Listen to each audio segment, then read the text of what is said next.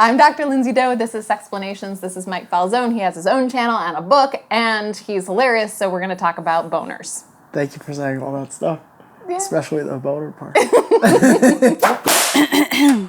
You know for certain that we're not just going to start the video on boner stuff.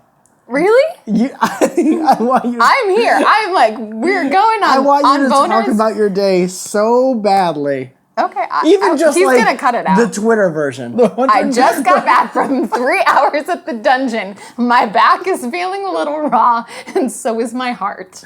Good, perfect. What did you want to talk about? First boners on a 6, 5. When do you get them for the first time? I remember being in the bathtub. In the womb.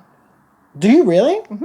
Oh, that's amazing. Right. So probably, maybe I just thought it was a bathtub. The first one I remember though was in a bathtub because it was like a submarine periscope, you know? What is happening here? It's detached from your body. Periscope. Well, I'm like, you know, like that. You're lying down I'm and lying you're down. getting your boner to like... Sure. Just my shoulders and my head and my neck, they're all in the same place. Maybe my arms are out of the tub, like on top, but my hips are moving around. And I'm making like motor noises in the water. That was probably it. That's like a great boner story.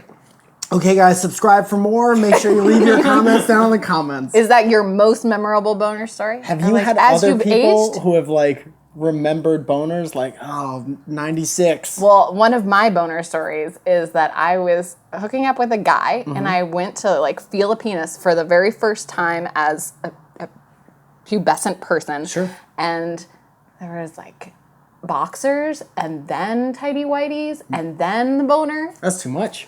Well, because he was constantly trying to hide it. Oh. Because he was getting erections all the time. And he was like compressing erections. I was gonna correct you and say like, oh, well, this isn't a boner story. It's a underwear story. It's just too many pairs of underwear. So I remember when I was in like, I want to say 7th grade, we had gym uniforms. So we had a t-shirt and shorts they had to wear. Did you guys have that? Yep. Am I not supposed to reference Matthew at all? No, of course. Okay, perfect. Our t-shirts were just like t-shirts, and then our shorts were like really thin, like gray sweat shorts. I've never worn anything like them since. It was like t-shirt material, but they fashioned them into shorts. Exactly. Oh, so everyone had the same experience. Thank God. Well, how old are you? I am 31. I'm going to be 32 this month. I'm 34. So we had the gym shorts. Same. I passed them on to you. They were the same ones. Nobody washed them or anything. Extra medium shorts. I never like got a boner in the shorts that I remember, but you could like see everything, you know, because they were like thin, like... They were like wax paper shorts. No, I totally did, but I didn't wear 17 pairs like your friends. So I remember I would go out into class, and this girl, I don't want to say her name, but it's Tiffany D'Souza. She came up to me and she goes, do you have a boner right now? And it's like girls were just kind of like getting comfortable talking about boners or bonnieres, as we call them in this house. And so she came up to me, she was like, you have a boner right now? And I was like, no. And then her and her friends giggled and like ran away. And you didn't have one. I didn't. But and that's your boner story. I was like, that's, yeah. And I was like bummed out. I was like, no, it's much cooler when it's the other way. This is just regular type. Quick. Do something. I don't remember like ever being like embarrassed. That's awesome. I don't remember ever like getting them at weird times. I've probably had them when I shouldn't have had them. Like the funeral boner. Funeral boner. You guys don't get funeral boners? I haven't been to enough funerals. So any advice to people who get erections? Like, do you have a smooth move of like swipe the boner up into your waistband? Yeah, it's just the belt situation. You harness it in place. Harness. Yeah. And then it just falls down naturally? It kind of does, right? Oh, yeah, okay. It's like a dead frog sliding down a wall afterwards. Was that weird? Have you had a massage where you get an erection? No. You know what I'm doing during a massage? Checking in with myself so that doesn't happen.